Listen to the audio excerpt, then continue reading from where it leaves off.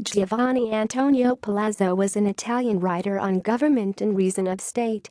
Michel Foucault's 1977-1978 Collège de France lectures considered Palazzo's Discourse on Government and the True Reason of State, 1604, along with The Reason of State by Giovanni Botero, as examples of writings linking the art of government to reason of state in a new way around 1600.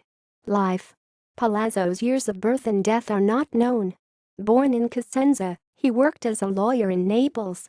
He became secretary to Don Fabrizio di Sangro, Duke of Vitri di Potenza. Works.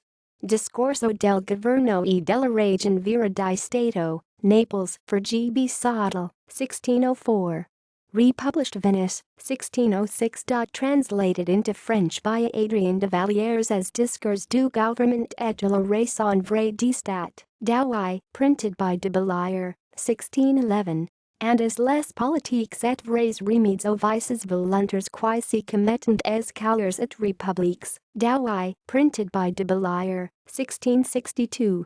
Translated into Latin by Caspro Janthesius as Novi Discourses de Gubernaculo et Veritatis Ration Nucleus, Danzig, 1637.